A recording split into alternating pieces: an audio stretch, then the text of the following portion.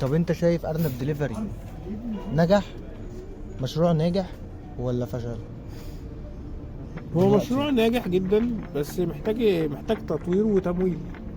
هو المشروع لو اتضخ فيه تمويل كويس، واستمر على نفس الفكره اللي انا اسسته عليها، ان انا اسسته هدفي ان انا اقدم.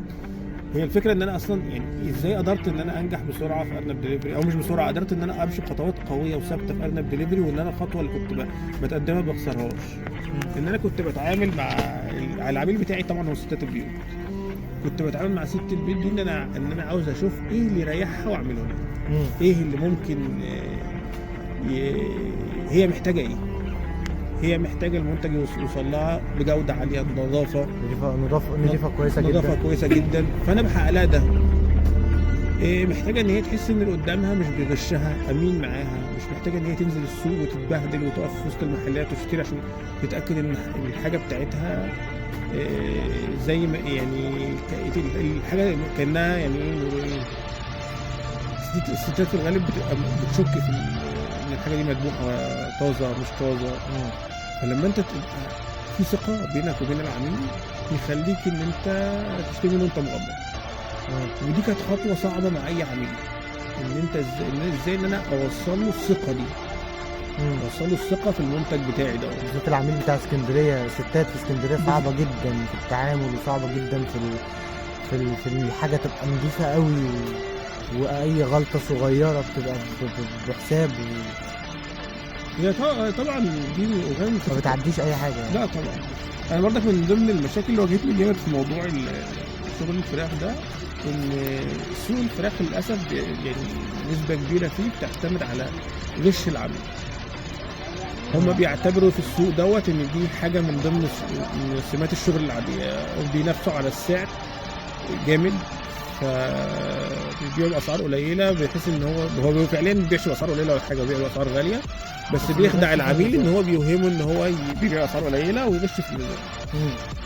فدي كانت من ضمن المشاكل اللي واجهتني جامد مع العميل، هو فاكرين ان انا ببيع باسعار غاليه، يعني انا ممكن اكون ببيع بنفس السعر بتاع السوق او ارخص كمان. بس انت الناس وثقت فيك. هي الثقه هي ده اكبر حاجه ممكن تنجحها.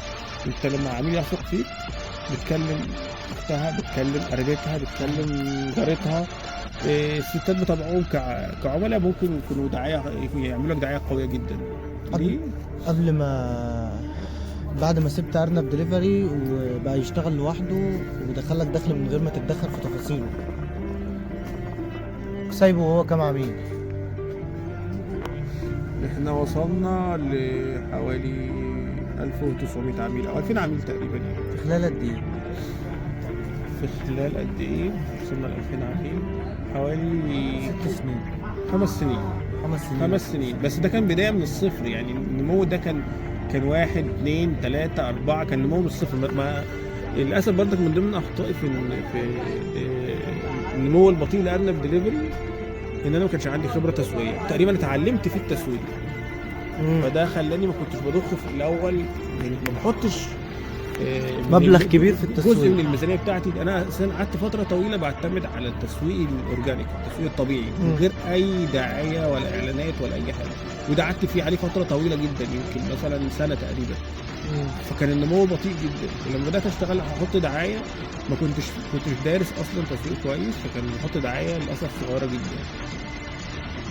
بعد في الفتره الاخيره هي اللي اتعلمت فيها الدعايه، وبدات ان عدد العملاء يزيدوا في اليوم، عدد عملاء كبير. ده كانت حاجه عاديه خالص، ان احنا يعني عادي نزيد على 5 6 عملاء كل يوم زياده. تخيل بقى انت ميزه العميل بتاع المنتجات الاكل، ان هو العميل انت اللي بيجي لك بيشتري منك تاني، فانت بتعمل له دعايه مره واحده عشان تجيبه، وبعد كده خلاص بقى عميل بتاعك. فبيحقق استمراريه بعد كده معاك. طب يا جماعه، ارنب دليفري، محل ارنب دليفري ده واحمد ليه فضل عليا في حته ان انا شفته من اول ما كان بيبدا لحد اخر يوم النهارده. انا شفته على درايه بحساباته، على درايه بالتسويق، وعلى درايه بايه المشاكل اللي قابلته، بكل حاجه حلوه حصلت او صح حصلت، وكل حاجه وحشه. فده اثر جامد جدا في شغلي. خبره احمد اللي هو اتعلمها في المحل وبفلوس، ونظافه الارانب نفسها وطبعا لما دخل الفراخ وباقي المنتجات والمصنعات والحاجات اللي هو اشتغل بيها، كل دي نورت جوايا، هي اللي خلتني اوصل لمرحله ان انا دلوقتي بطلع الارنب بتاعي للمستهلك الاورجانيك. قدرت اعمل ارنب اورجانيك اصلا لان احمد هو اللي ابتدى في موضوع الاورجانيك ده. انا كنت شغال عادي، مش عارف اعمل ايه، مش عارف سكتي ازاي، طريقي ازاي.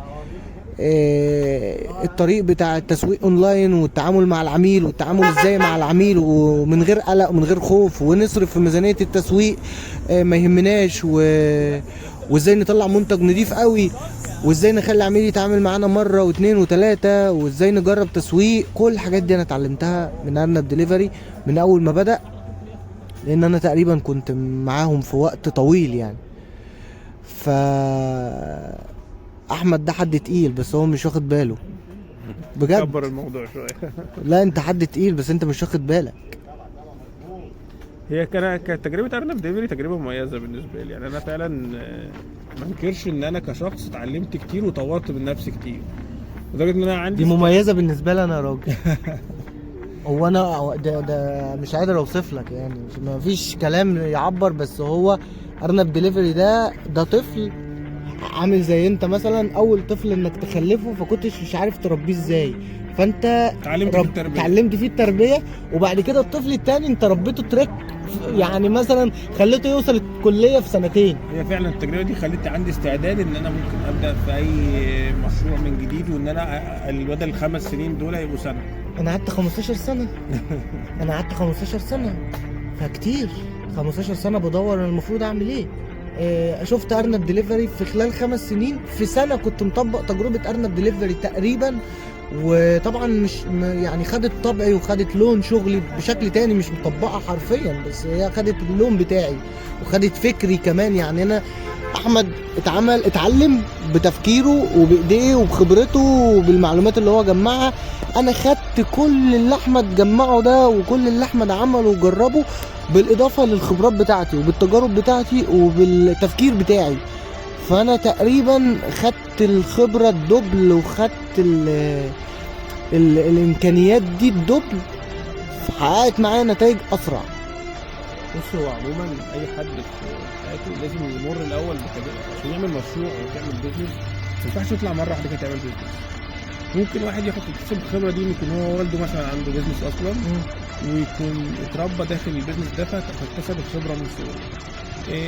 في الغالب اغلبنا مثلا يعني ما مرش بالتجربه دي، فبيكتسب الخبره دي منين؟ انا بنصح اي حد اصلا عاوز يعمل بيزنس انه لازم يشتغل في مؤسسات، يشتغل في شركات. احنا ما عندناش مناهج او دراسه تخليك تكتسب ده، فلازم تتعلم بقى ده فعليا من مدرسه الحياه. بس في على اليوتيوب حاجات ممكن تفيدك يعني الى حد ما بنسبه 50% 40%، بس طبعا هتفيدك، بس اللي هيأثر عليك المسافه كبيره جدا ويشربك النظام والسيستم انك لازم تشتغل في شركات. يعني انت شايف لو انت كنت اشتغلت في محل فراخ من قبل ما تبدا كنت هتختصر 5 سنين او 6 سنين في سنه مثلا؟ اكيد طبعا. انا لو انا اصلا كنت شغال في محل فراخ وكان عندي المشروع ده جالي جاهز كده، اكيد كنت هطور فكره المشروع يعني كان هينجح بسرعه جدا. برضك انا من ضمن الحاجات اللي خلتني اعرف هيكل المشروع ان انا كنت شغال في شركه، يعني فاهم يعني ايه نظام، يعني ايه سيستم، يعني ايه جوده، يعني ايه رقابه، يعني ايه انتاج، يعني ايه حسابات. انت لازم اصلا عشان تعرف يعني انت مثلا بتتعامل مع منتجات كتير. طب انا دلوقتي المنتج ده استمر عليه ولا لا؟ في وسط المنتجات دي ايه المنتج اللي انا اعمل عليه دعايه وايه المنتج اللي ما اشتغلش عليه دعايه؟ في منتج عندي بيكسب، لازم اكون فاهم يعني ايه حسابات، عارف المنتج ده ارباحه وامتى تحكم على المنتج. ناخد منتج ما خدش حقه في التسويق، المنتج ده ما اشتغلش حلو، مش شغال معايا حلو، بس هو ما خدش حقه في التسويق، الزبون ما يعرفوش، يبقى انا احكم عليه بالفشل. فانا لازم كل فتره اقعد كده ابص من حساباتي، اعرف دنيتي فيها ايه، انا شغال ناجح ولا مش ناجح. ممكن تكون عندي منتج عمال اشتغل فيه وهبيع منه كتير جدا بس ما بيحققليش اي فايده، ما بيحققش اي ارباح، ممكن اوقفه. امتى اوقفه؟ ممكن المنتج ده ما بيحققليش ارباح بس هو سبب لبيع منتجات تانية، فما ينفعش اوقفه. الكلام ده كله مش هتقدر تنفذه الا لما تكون اهم حاجه منين، يا اما دارس يا اما انت مريت بخبره في مؤسسه تانية.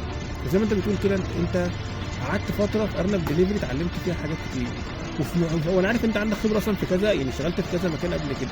مشروعك ده ما كانش هينجح من غير ان انت تجاربك الكتير اللي انت ما مريت كنتش بيها. هوصل للي انا فيه دلوقتي غير اما كنت عديت ال 15 سنه برضو. لو انت كنت بدات شغلك في الارانب فقط وكنت قافل عليك مزرعتك ومستمر على الانتاج على طول، عمرك ما كنت هتتعلم ده. انت لو انت اشتغلت في كذا مكان تاني، خدت حته من هنا وخدت حته من هنا وحته من هنا، ده اللي طورك.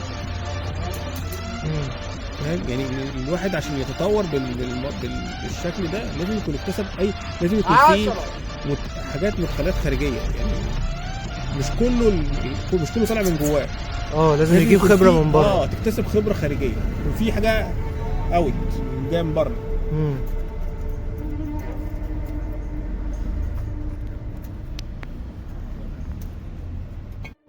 طب قول لي يا احمد، انت ليه وكلت حد تاني يدير ارنب دليفري وانت طلعت بره الموضوع خالص؟ طلعت بره المفرمه، بقيت بتاخد فلوس على الجاهز. اولا انا كنت محتاج اخد راحه من البيزنس شويه. انا عارف ان في حاجه زي ما بيقولوا عليها كده بتوع البيزنس، يقول لك ندهت البيزنس.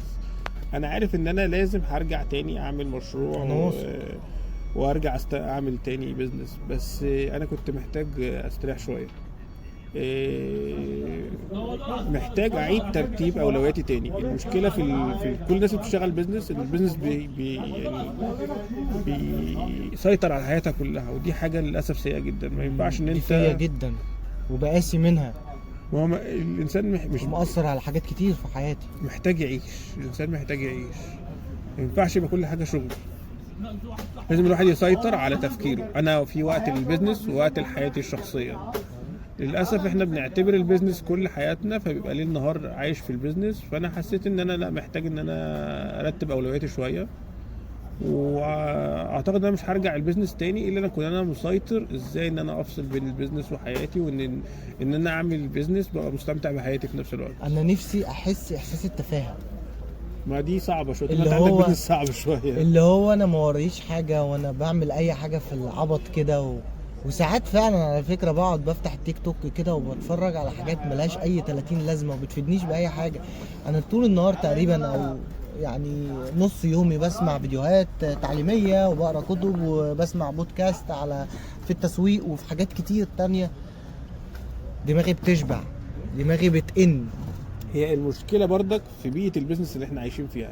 يعني في اماكن في دول تانية كتير، او ما اعرفش دول تانية، او ممكن في بيئه شغل تانية وبيئه بيزنس تانية، بيبقى الانسان اللي عنده بيزنس عنده فتره يشوف فيها حياته وبتاع. بس المشكله ان احنا عندنا لو انت غمضت عينك لحظه عن البيزنس بتاعك ممكن ينهار. لازم تبقى البيزنس بتاعك بتتابعه باستمرار. طب وده يرجع سببه لايه؟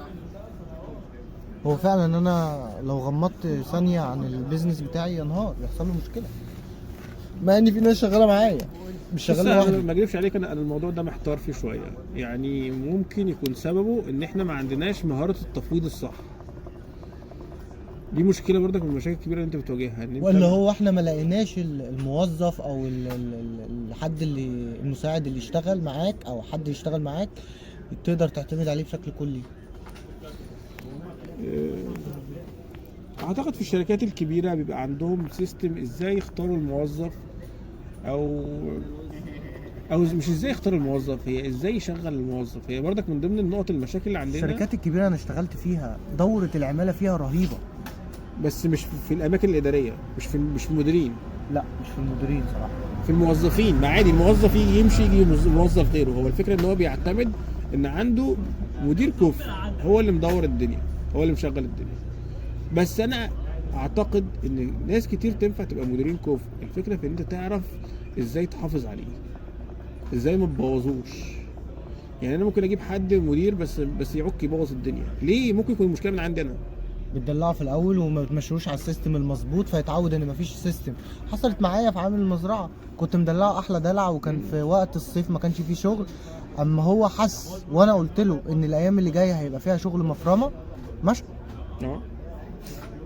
هو انا اللي لمسته في اغلب المديرين اللي شفتهم يعني في الشركات وكده، وشفتهم في حياتي عموما، يعني المدير ده بيبقى مرعوب على طول، بيخاف اي مشكله تحصل، دايما متحمل المسؤوليه بشكل اكتر من صاحب الشغل. يعني انا كنت بشوف المديرين لو حصلت مشكله ممكن يجي في نص الليل يجي المصنع، شوف ايه المشكله اللي حصلت دي، ايه اللي مخليك كده بقى. هو انت بتديله مقابل كويس، في نفس الوقت بتحمله مسؤوليه جامده وبتحسسه ان انت في اي وقت ممكن تاخد منه المنصب ده، فهو بيبقى مرعوب خايف على مكانه عشان اعتاد عليه ما يقدرش يستغنى عنه. هو ده نظام الاداره عندنا دلوقتي حاليا اللي شغال، يعني هو ده اللي انا شايفه اكتر نظام، رغم ان انا مش بحب ده، مش بحب اسلوب الترهيب دوت. بس انا شايف ان اغلب المديرين اللي شفتهم حواليا ان هو كان دايما بيبقى على طول عنده رعب من اي فشل، خوفا على منصبه وعلى العائد اللي بيخش له من منصبه دوت، فدايما بيبقى عاوز يحافظ عليه. طب انت مبسوط ان انت شغال تعتبر في شركة اخوك برضك، مش شركة حد غريب، وشغال في مكان كبير او بتدير معاه مثلا او بتدير جزء كبير من الشركة؟ انت شايف ان انت مرتاح اكتر وانت بتدير قاعد على مكتب وبتدير، ولا مرتاح؟ انا عارف ان انت ما بتقعدش على المكتب عشان انت ما بتريحش، بس انت المفروض شغلك اساسا بتبقى قاعد بتدير حبة حاجات كده. هو المفروض ان انا قاعد على المكتب بس انا ما بقعدش على المكتب خالص. ما انا عارف انت ما بتريحش. احسن بقى ولا في فرامة محل ارنب دليفري؟ انت شايف انهي مرتاح اكتر؟ مرتاح نفسيا وبدنيا وماديا، يعني الثلاث حاجات دول. اقول لك حاجه، انا اول من ناحيه الماده مرتاح الحمد لله جدا كموظف. اه وارنب دليفري ما كنتش مرتاح؟ كنت مرتاح ماديا برضك. طب انهي اكتر؟ اصل هي الظروف برضك اختلفت، يمكن انا ممكن اكون كنت مرتاح ماديا اكتر ايام ارنب دليفري، بس في نفس الوقت كنت مفروم بدنيا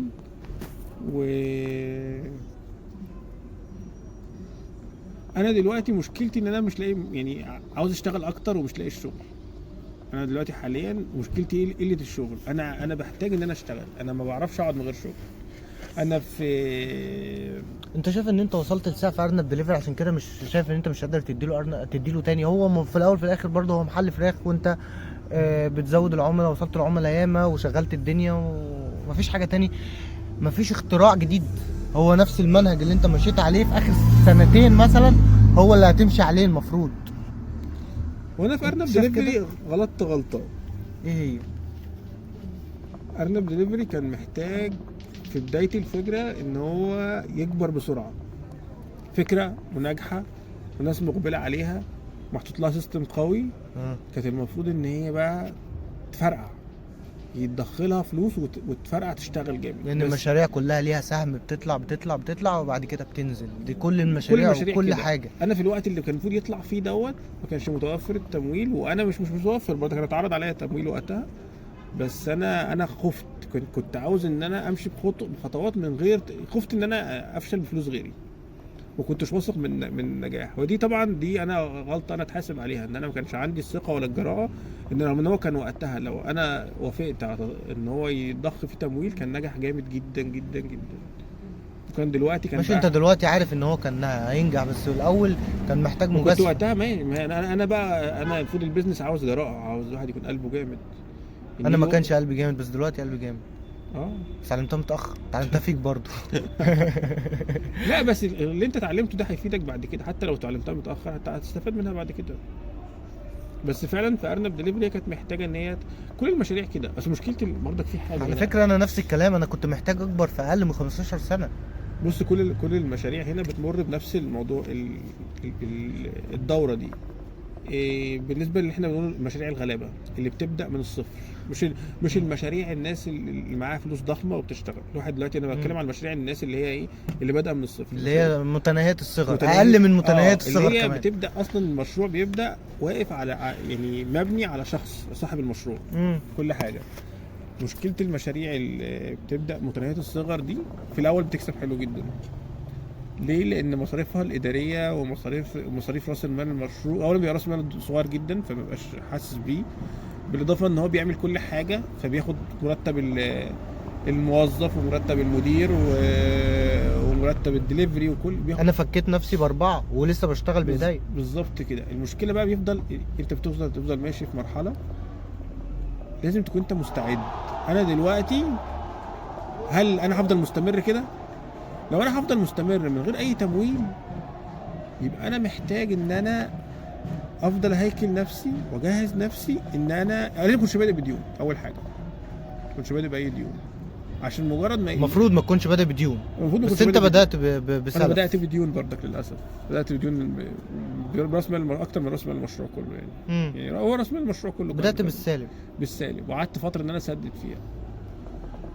فلازم تكون انت مستعد ان انت لو جات لك فرصه للتمويل تكبر المشروع ازاي. بس انت في خلال 5 سنين دي سددت الفلوس دي وكنت هو في اقل من 5 على سنين نفسك كمان.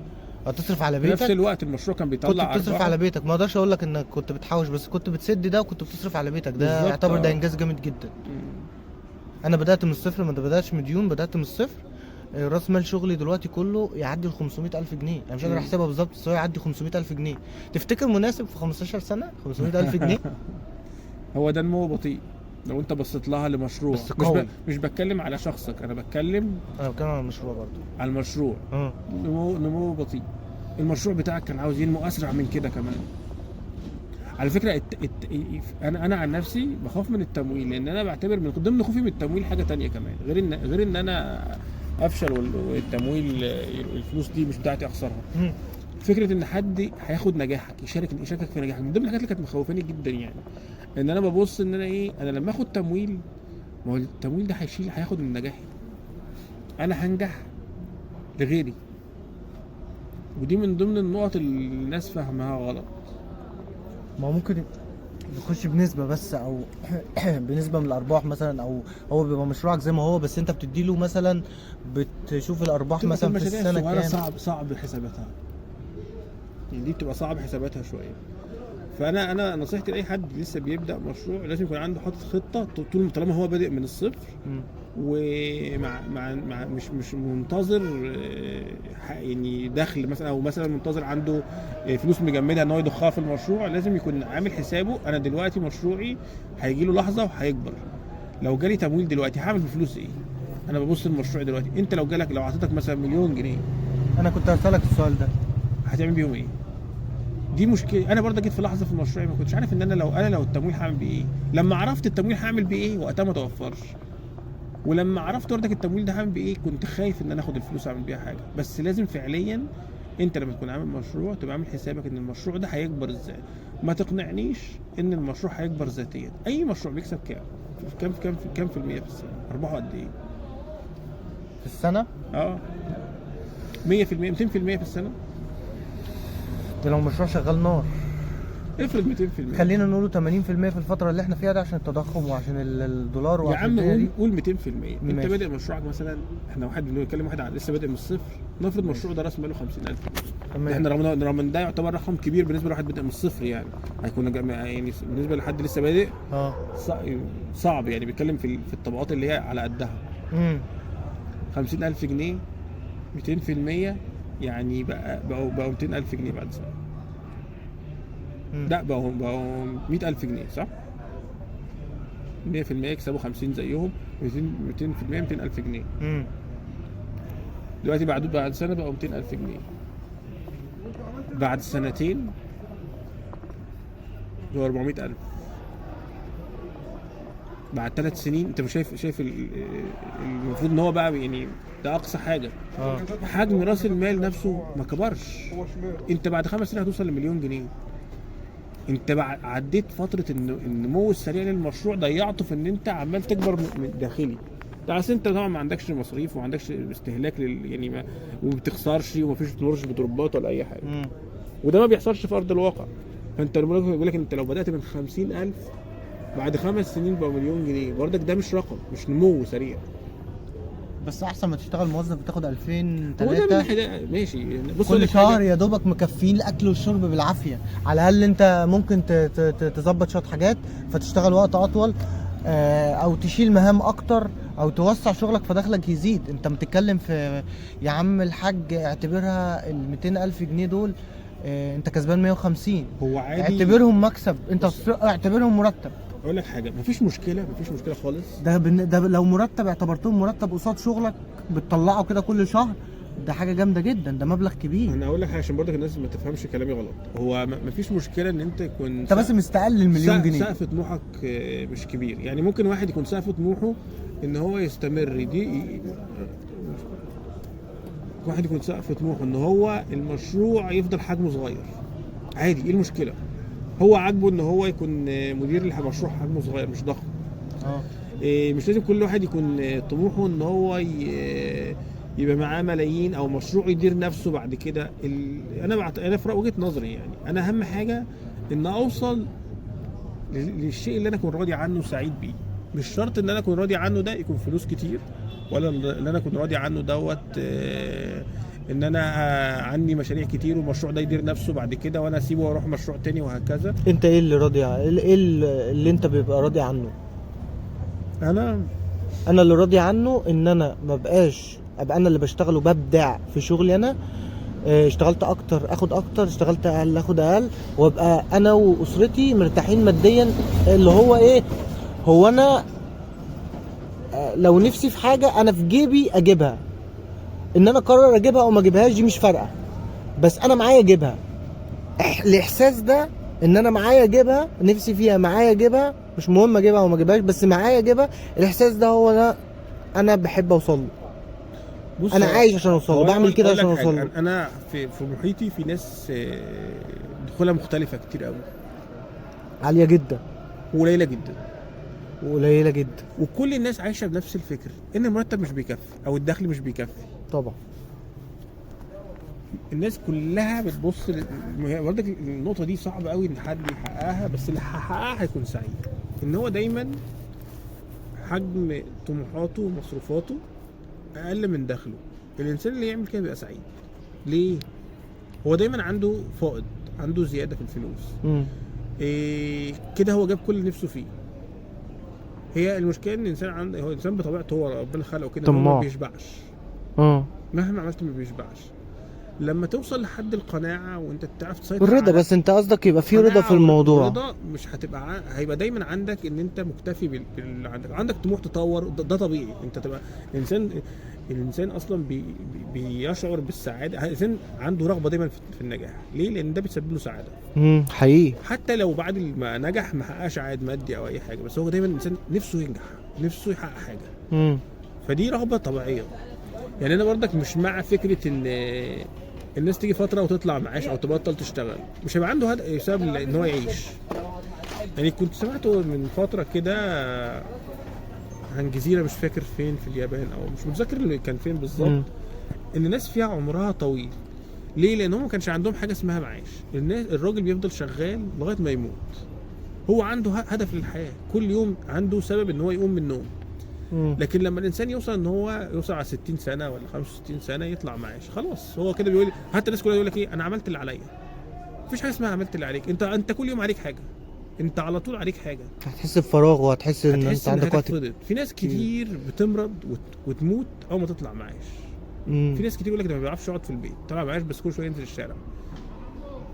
انت ليه تقعده؟ سيبه يشتغل طالما هو عنده قدره على الانتاج وصحيا كويس.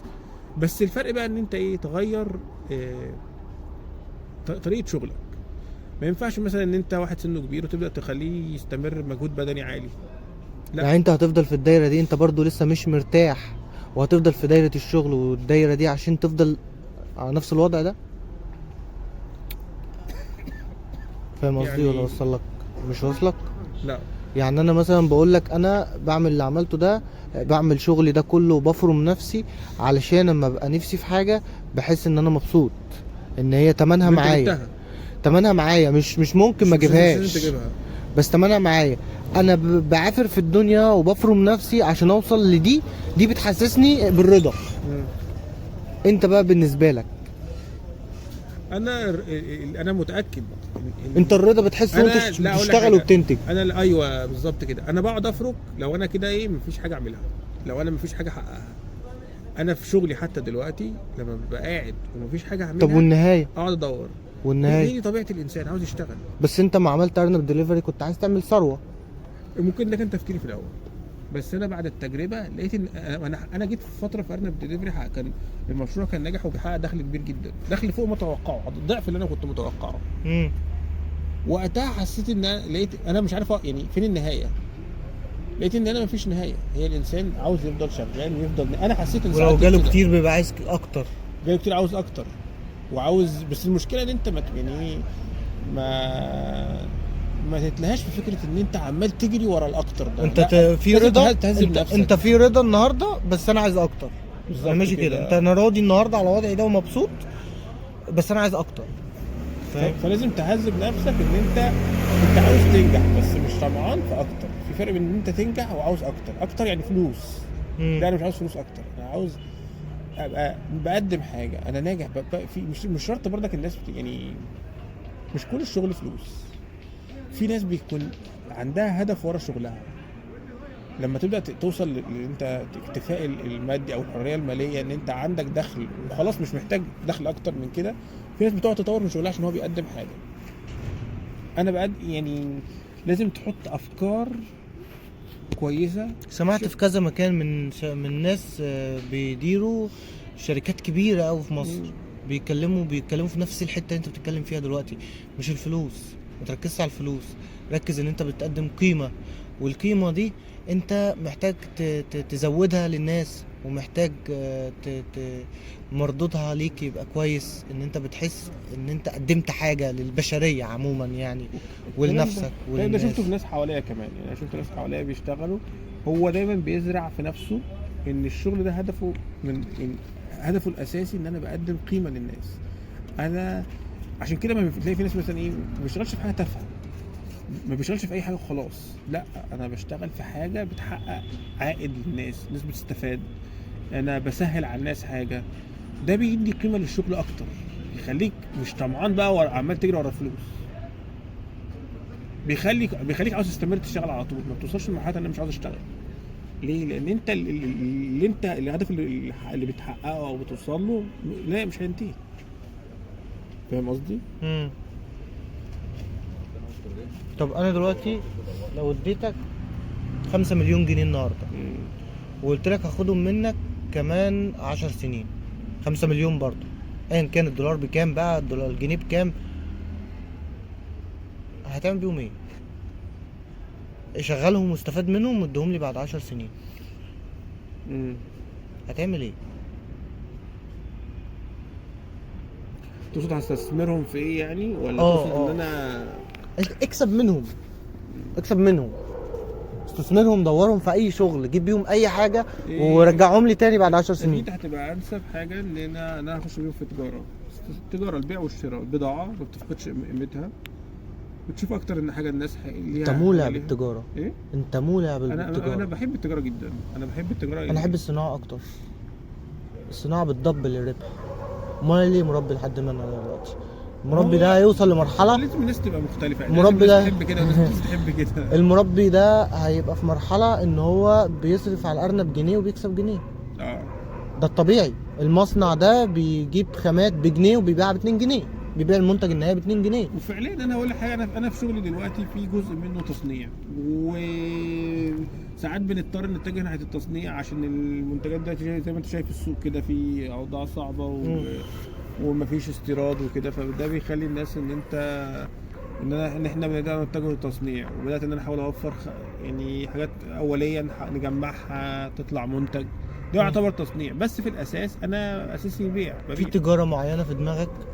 بس 10 مليون جنيه دول مبلغ كبير، او 5 مليون جنيه دول مبلغ كبير قوي. 5 مليون مبلغ كبير قوي، انك تشغلهم في التجاره دي هتبقى ضخمه جدا. افضل تجاره في انا هتقدر عليها يعني باذن الله، بس انا شايف ان افضل.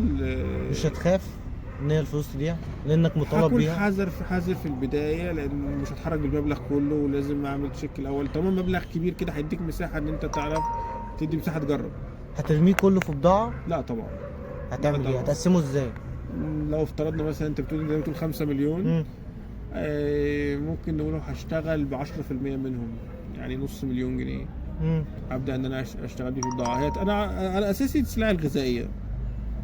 السلع الغذائيه هي الاساس من اكتر الحاجات ان هي مضمونه في التجاره. بس دايما الواحد الافضل حاجه يدور على هو ايه اللي هو فاهم فيه. ما تجيش ناحيه حاجه انت مش فاهم فيها خالص وتقول اشتغل فيها، يا اما تتعلمها. عندك تعرف تجيب حد خبير فيها، حد فاهم فيها كويس، وتعتمد على خبرته في المنتج. انت تبقى انت المسؤول عن الاداره. بس ما تجيش ناحيه انت منتجات، انت منتج ما عندكش اي فكره عنه خالص وتقول انا هخش اتعلم فيه. طب ما انت عملت كده، انت أنا- راجل مهندس كنت شغال في شركه البان، طيب انا اقول بيت لك بيت بتاع فراخ. ماشي، ما ده على حسب بقى انت طاقتك في ان انت تتعلم. انت ممكن انا في الفراخ نزلت ان انا وقفت ان أنا اشتغل في محل، امم كنت بقف اشتغل في وسط الصناعيه. فده برضك مش الكلام ده ما تقدرش تقول لاي حد، يعني في واحد شاب صغير عنده الطاقه ان هو ايه، وبرضك في الناس ممكن تتقبله ان هو يخش يشتغل. امم ومن واحد سنه بدا يكبر ما ينفعش يبتدي من الصفر. ده هنا في المكان خصوصا. بس انت كان سنك كبير يا احمد، اقول لك حاجه، خصوصا لما توفر الماده، اشتري الخبره، اما يبقى معاك فلوس. اشتري الخبره. بس أفضل من إنك احنا تتعلم. بنتكلم دلوقتي على ناس بتبتدي بيزنس وهم موظفين اصلا، اللي هو الدخل مكفي وبيطلعوا من الدايره دي، او المجسم السداسي اللي انا بقول عليه ده. بيحاولوا يطلعوا منه. فانت لازم تبدا بحاجه راس مالها قليل جدا. واحنا بنستبعد القروض، وبنستبعد كمان انت قلت بنستبعد ان انت تستلف فلوس من حد، مستبعد الحاجات دي كلها. ابدا باي راس مال بسيط. والارانب على فكره، مشروع الارانب ده ممكن تبتدي بفلوس عبيطه، فلوس قليله جدا، فاهمني. وفي تجارات يعني ممكن كتير، تبتدي بحاجه بسيطه جدا. في أصلاً. تجارات كتير. احنا بنعمل حوار دلوقتي مع حد بيشتغل في عسل النحل. عسل النحل ده راس ماله قليل جدا. على فكره انا قعدت من المشاريع اللي اشتغلت فيها فتره برضك مع عسل النحل، انا وكان بدات فيها بنفس فكره ارنب دليفري بالظبط. انا طبعا انت عارف ان انا كليه زراعه، كليه زراعه و بس هو تاجر، مش انت كنت شغال في منحل او اشتغلت الاثنين. بدات نفس فكره ارنب بس ما دليفري كانش ايام فيه الكليه. فيسبوك وقتها. لا ما كانش فيه فيسبوك، بس برضك اشتغلت بنفس فكره التسويق الشبكي، ان انا اوصل من عميل لعميل. كان عندي بدات ان انا اول حاجه نزلت اتعلمت في منحل، خدت الخبره، وكنت وقتها لسه في الكليه فمحوش، مش فاكر وقتها كان معايا بتاع 2000 ونص ولا حاجه، وكان خليه النحل بثمنها 250 جنيه وقتها. رحت اشتريت 10 خلايا وبدات ان انا اربي. طبعا النحل انتاجه مش بيبقى 3 مرات في السنه او مرتين في السنه على حسب توفر الزرع يعني جنبك. وانتظرت الانتاج، والانتاج طلع معايا وكان انتاج كويس وكان المشروع كسبان. ولما خدت الانتاج بعت كله، فلقيت نفسي الناس اللي خدت مني الحاجه عجبتها، وفي نفس الوقت ما عنديش انتاج ولسه قدامي فتره طويله عشان اتوفر انتاج تاني. فقمت جايب طبعت ستيكر باسمي، وبدات ادور على ناس واثق جدا في انتاجها وجودته عاليه زي نفس جوده المنتج بتاعي، وقمت جاي اشتريت منهم وبدات ان انا اعبي في برطمانات وابيع. وكان خد نفس دوره ارنب دليفري، وقعدت فتره مستمره طويله في العسل لغايه بقى ما اتخرجت ودخلت الجيش الجيش هو اللي خلاك تقف في الموضوع ده؟ طبعا انت في الجيش ما بتعرفش تتابع اي وبعد حاجه. ما طلعت بقى كنت يعني زي ما بتقول ايه بقى، بجري على زي الشباب كلها عاوز اتجوز وبتاع، فبدور على وظيفه. فبدات سكه ان انا اشتغل في الشركات. اشتغلت في شركه واتنقلت لشركه تانية، وقعدت 10 سنين موظف في شركات. بس انت دلوقتي ما تعتبرش موظف دلوقتي، انا حاليا لا. وانت جربت الموظف، جربت انك تبقى شغال حر، وبعد كده اشتغلت موظف، وبعد كده رجعت تاني بارادتك انك تتفرم وتبقى شغال حر. يعني معنى كده ان الحر احسن من الموظف بكتير. بص اقول لك حاجه برضه، انا عندي يعني تعليق على النقطه دي، عشان الناس كتير برضه فاكره ان البيزنس، او دي وجهه نظري انا، ان البيزنس او الحريه احسن من الوظيفه. مش لكل الناس طبعا، مش لكل الناس. وفي ناس بالعكس ممكن يكون سعادته نجاحه ان هو يبقى موظف في الوظيفه، مش شرط ان انت تبقى. امال مين اللي هيبقى موظف؟ لو احنا كلنا عملنا مشاريع مين هيبقى موظف؟ بالظبط كده. احنا بس المشكله في بيئه العمل عندنا سيئه. كلنا بقينا معلمين، مين هيتضرب؟ بس إيه؟ في شخصيه فعلا. انا قابلت شخص كنت انا واصحابي عاملين مشاريع في بداياتنا، والشخص ده كان موظف في محل حلويات وبنقول له طب ليه انت ما عملتش؟ انت شفتنا كلنا عاملين مشاريع وانت ليه ما؟ قال لي هو لقى نفسه كده. انا مش عايز اوجع دماغي. انا ايه اللي يشغلني واوجع دماغي باللي انتوا عاملينه في نفسيكوا ده؟ انا عايز اصحى الصبح اروح المحل، اخلص وقت الساعات والساعات المطلوبه مني، وممكن يكون شاطر جدا ومبدع في شغله، خلي بالك جدا، واخلص الوقت خلاص، اقفل تليفوني ما ردش على حد منهم، واعيش حياتي في الكام ساعه بتوع بعد الشغل دول، وانام واصحى تاني يوم اروح الشغل، واخد يوم اجازه، واخد مرتبي اخر الشهر. اشغل دماغي ليه بالهم اللي انتوا حاطين نفسكم فيه؟ طب انا اقول لك حاجه بقى، انا هسالك قلت له انت خليك زي ما انت، حاولش تلعب في انا هسالك سؤال. قول. ينفع ان انت تكون صاحب بيزنس وفي نفس الوقت بتعمل يومك زي الموظف، تروح الشغل الصبح تتابع البيزنس بتاعك، تخلص مواعيد الشغل، مالكش دعوه بالبيزنس، مستحيل. تقدر تعيش حياه الموظف؟ ليه؟ هل كل اصحاب الشركات مسؤوليات. الكبيره واصحاب البيزنس الكبير حالهم كده على طول ليل نهار مشغولين بالبيزنس بتاعهم؟ انا ما اعرفش حد صاحب بيزنس ضخم بالحجم اللي هو بس أقول لك هو بتختلف النسب. في حد بيبقى شاغل دماغه زينا كده مثلا، زينا قوي، بيبقى قلقان قوي او على تقلبات السوق وتقلبات الاسعار والمشاكل، وان هيحصل عندي بخصوص شغلي كذا كذا وايه الكوارث اللي ممكن جايه. بس في حد تاني بيبقى وضعه مستقر ومعاه متخصصين ياما ومديرين بيديروا كل حته من الحتت اللي هو في الاماكن، زي ما انت قلت كل مكان بيبقى ليه واحد بيديره، فهو معتمد على الناس دي.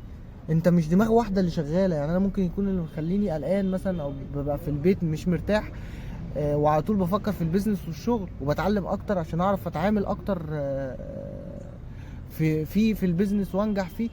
بس هو مش دماغ واحده شغاله، اللي هو معاه ناس كتير ده وشغله كبير جدا، مش دماغ واحده شغاله، ده في 20 دماغ بيفكروا يعني في نفس الحاجه. مثلا لو تخيلت ايلون ماسك دلوقتي، تخيل يومه عامل ازاي؟ طبعا مش داخل شغل دماغه باي حاجه، لان في كل حته في مدير بيخاف زي ما انت قلت، بيبقى مرعوب على مكانه ومنصبه والفلوس اللي بياخدها. طيب الكلام ده مرتبط بحجم البيزنس بتاعه ولا بطريقه ادارته للبيزنس؟ الاتنين بابين ورا بعض، الاتنين بيعدوا لبعض. لازم يكون حجم البيزنس كبير، لازم يكون حجم البيزنس كبير وانت بتكتسب خبرات رهيبه. احنا ماشيين بالفهلوه، احنا بنحاول نتعلم، احنا ماشيين بالدراع، مش بالفهلوه، بالدراع. اللي هو ماشي حالك يلا بينا لصمها، احنا بنلصمها. هي فعلا برضك من ضمن المشاكل اللي انا بحس ان هي بتواجهنا هنا في السوق، ان انت مفيش دراسه تساعدك ان انت تمر مراحل الخبرات اللي احنا اضطرينا ناخدها. يعني احنا عشان نعرفوا نشتغلوا بيزنس قعدنا سنين كتير ضيعناها في ان بس احنا التسويق كان ممكن نتعلمه. التسويق دلوقتي حاليا ممكن تتعلمه. التسويق دلوقتي من ضمن الحاجات اللي سهله تتعلم، طالما معاك لغه كويسه ممكن تخش وتاخد انت لما كورسات بدات وتتعلم. من 5 سنين كان التسويق حاجه نادره شويه، صعبه شويه. كان وقتها ما فيش اصلا، يعني ما اسمعش عن لا لما كورسات بدات تسويق. في الارنب دليفري كان لسه التسويق ده برضو كان اللي لسه هو ما خدش حاجة المساحه اللي هو واخدها دلوقتي، لكن دلوقتي في كورسات. بس انا اقول لك حاجه برضك من ضمن المشاكل اللي هتواجه اي حد ان واحد حجمه صغير، ان الكورسات دلوقتي بقت غاليه جدا جدا جدا. بس في محتويات مجانيه، محتوى مجاني بيبقى دسم جدا، مش زي حجم الكورس، مش زي معلومات زي الكورسات. ده الكورسات. حقيقي. انت الكورسات دي فيها حاجات ليفلات عاليه جدا من التسويق اللي ممكن تتخيلها، ليفلات عاليه جدا جدا جدا. التسويق والاداره والاداره برضك. بس الاداره يعني من الحاجات اللي الواحد ممكن يكتسبها من الشغل في ما انا بقول لك في انت مؤسسات حد تانية. زي ايلون ماسك ده حجمه كبر واكتسب خبرات كبيره جدا في الفتره اللي هو كبر فيها. بس انا اعتقد وبعدين واحد زي ايلون ماسك ده خسر فلس كتير ومش عايز بس يبقى عنده واحد تجارب. زي ده كان اكيد طلع في بيئه فيها بيزنس، ما طلعش كده. يعني هو مش يعني كان تعرف ان هو بيقول لك عنده توحد اصلا، عنده مشاكل اصلا. لا عنده توحد اصلا، لا والله. بس ذكي جدا. هو معروف الناس اللي عندها توحد دي بتبقى ذكيه جدا. بيبقى عندها مهارات جامده جدا وفعلا تصرفاته غير طبيعيه. هو شكله هيدمر تويتر اصلا، تصرفاته غير طبيعيه. ويمكن ينجح تلاقي تويتر ده طلع مره واحده. يعني ايه دمر تويتر؟ هو شريب كام؟ ده شريب ملايين او بمليار تقريبا، 4 مليار تقريبا، مش فاكر الرقم بس حاجه كده. هيدمره ازاي؟ مستحيل. مش عارف، بس هي كل المؤشرات دلوقتي بتقول ان هو بيعمل تصرفات مش مظبوطه في في بلاد معينه تويتر بالنسبه لها ده زي الفيسبوك بالنسبه لمصر كده، ما حدش يقدر يستغنى عنه. انا مش بتكلم عن حجمه قد ايه، انا بتكلم دلوقتي هو لا اسهمه طالعه ولا نازله. هل دلوقتي هو تقدم من ساعه ما ايلون ماسك مسكه؟ يا عالم ولا بينزل وبعد كده يطلع تاني. ممكن يكون هو دماغه اجمد مننا. هو اكيد دماغه اجمد مننا يعني، بس ده اغنى ممكن واحد في يكون الكوكب. هو بيفكر صح، مش شايف حاجه احنا مش شايفينها. اكيد طبعا، ولو كانش هيبقى اغنى واحد في الكوكب. والايام اللي هتحكم يعني هل هو اللي عمله ده يتدرس كنجاح ولا يتدرس كفشل. طب انت هتفكر تعمل بيزنس تاني؟ والله نفسي يعني طب انت شايف بكره ازاي في مصر، في السوق وفي البيزنس انا نفسي اجرب بيزنس بره مصر، اشوف الاسواق التانية. انا ما اعرفش خبرتي هقدر انجح في اسواق بره مصر ولا لا، بس نفسي اجرب نفسي. نفسي ان انا اجرب نفسي في سوق مش مختلف. يمكن الاقي نفسي بعرف؟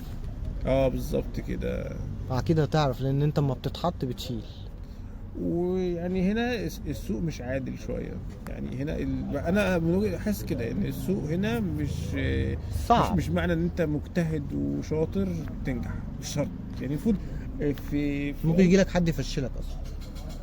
العوامل الفشل غير متوقعه وغير عادله. يعني مش مثلا عشان انت مش مجتهد ومش شاطر ممكن تفشل، ممكن تطلع لك حاجه من تحت الارض تدمر لك كل شغلك.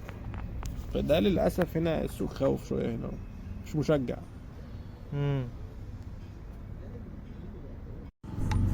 قول لي ريس، بتتابع مين على اليوتيوب؟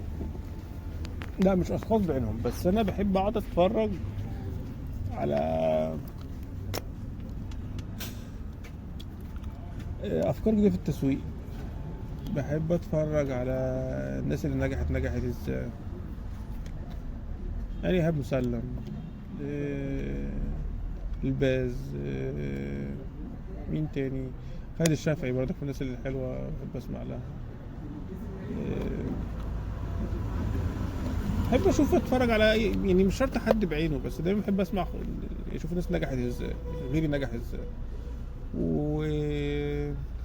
وفعليا انا بدور اشوف الناس اللي نجحت دي هل نجحت وتقدر الحته اللي احنا بندور عليها دي، ان احنا نعيش حياتنا بشكل طبيعي مع البيزنس. انا بعاني من المشكله دي وما عنديش استعداد تاني ارجع للبيزنس الا لما الاقي حل.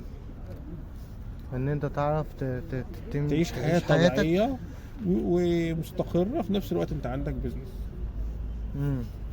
انا مشكلتي في البيزنس دي النقطه اللي هي مخوفاني ان انا ارجع له تاني. طب وانت اما كنت شغال في ارنب دليفري، اما كنت انت بتديره، كنت بتحافظ ازاي ان الفلوس اللي داخلها كلها تبقى حلال؟ انا اعتقد ده من ضمن اسباب نجاح ارنب دليفري. الجانب الاخلاقي في اي تجاره بيأثر جامد مع الناس. وطبعا انا ما كنتش بعمل كده عشان سبب ان انا اعمل دعايه، يعني انا الحمد لله اتربيت على كده وكان ده من ضمن اساسيات شغلي. بس انا مع الوقت اكتشفت، وده اللي انا بدات اخد بالي من الناس لما انا بعدت عن ارنب دليفري، ان هم كان من ضمن الحاجات المميزه جدا بالنسبه لهم ان في ثقه في التعامل، في امانه في التعامل، مفيش غش. فانا النقطه دي كنت مهتم جدا ان احافظ عليها قوي قوي قوي، وكنت حريص عليها جدا ان احنا ما يخشش قرش حرام في الشغل بتاعنا. فانا بعد كده مع الوقت اكتشفت ان الموضوع ده فارق جامد مع الناس. يمكن دي بركه من عند ربنا ان خلت الناس تحس بالصدق فوثقت فينا، تحس بصدق التعامل فبدات تثق فينا. تفتكر الصدقه من اسباب نجاح ارنب دليفري برضو؟ اكيد طبعا، يعني دي حاجات دي بركه من عند ربنا في اي شغل. طبعا اي حد عنده بيزنس لازم يحط بند كده من ان عشان يطهر حتى فلوسه لو لا قدر الله، لان مفيش حد عنده المهاره قوي ان هو يحافظ ان ما يخش قرش حرام. لازم في وسط الفلوس هيخش حاجه من غير ما ياخد باله او حد معاه. هو المفروض ان انت اي حد حتى لو حد عندك دخلك حاجه حرام من غير ما انت تعرف، انت مسؤول، يعني انت مسؤول عن اختيار الشخص ده. انا اكتشفت ان الصدقه من اسباب نجاح ناس كتير جدا طبعا، حتى لو هم فيهم عيوب احنا بنشوفها عيوب، بس ان هو يتصدق من فلوس شغله، يربط الصدقه بشغله او بدخله في البيزنس بتاعه، بتفرق جامد جدا. وانا معايا شخصيا فرقت جامد جدا. هي الصدقه بتهذب النفس، تخلي الواحد مش جعان. اللي هو انا خليني هسرق منك 300 جنيه ليه؟ طب ما ممكن لما ممكن انا بطلع اكتر منهم صدقه، طب ما اخدهم منك ليه؟ طب اكدب عليك في بيعه او اخدهم منك باي طريقه ما، طب ما انا كده بطلعهم، اخدهم منك ليه؟ هي الصدقه بتهذب النفس، تخلي الواحد بتربيه. حسيت بكده. وبتفرق في وقت الازمات جامد جدا. مع ان حته ايماننا بالرزق ده مع السرعه بتاعت الحياه ومع ومع الضغط مع الضغط وايماننا الواحد بينسى. بالرزق بيقل شويه، الواحد وانا بينسى. ايماني بالرزق اصلا محتاج يتظبط، انا مش ناسيه، بس ايماني انا بالرزق محتاج يتظبط، ودي مشكله كبيره بتقابلنا أنا كلنا. من ضمن نسيت اقول لك على الحته دي، ان انا من ضمن الحاجات اللي حببتني قوي في التجاره عن الوظيفه، ودي انا لمستها قوي اول ما اشتغلت، ان انت بتلمس قوي حته ان انت كل ما تكون قريب من ربنا وكويس مع ربنا، ربنا يبارك لك في رزقك. ان انت تنزل من بيتك الصبح كده قريب من ربنا وبتتجنب الذنوب والمعاصي وكده، تلاقي قصاد كده ربنا بيبارك لك وتلاقي فيه رزق يوم بيومه. انت بتحس ده في يوم بيومه. غير الوظيفه الواحد ما بيلمس قوي دوت، لان هو بيبقى معتمد ان كده جاي له مرتب اخر الشهر. هي طبعا الصدق والقرب من ربنا بيبارك لك في ده وفي ده، بس انت الانسان بيشعره اكتر لما يكون في التجاره، في ان انت تحس ان انت لما تكون كويس مع ربنا. انا كويس مع ربنا بيجي لي رزق. انا لو بعدت عن ربنا، زي كان في، انا مش متذكر اسم متذكر حديث قوي، بس ان كان حد من الصحابه بيقول هو بيعرف ان بيحس بالمعاصي في تعثر الدبه بتاعته وهي ماشيه. يعني لما الدبه بتاعته وهو ماشي تتكعبل بسبب المعاصي بتاعته، بيحس باثر المعاصي دي. فتخيل انت تبقى انت طول فدي بتربطك بربنا اكتر طبعا التجاره. طب يا جماعه، هي حلقتنا كده انتهت، وانا بشكركم جدا. وارنب دليفري ده محل فراخ في اسكندريه، بس حاجه شيك جدا. الصفحه بتاعتهم موجوده، الصفحه بتاعت ارنب دليفري موجوده على الفيسبوك، ممكن تقدر تعمل بحث عليها. هو احمد مش بيديرها دلوقتي، بس هي تقريبا ماشيه بنفس الخطى بتاعت احمد وبنفس جوده الشغل بنسبه كبيره.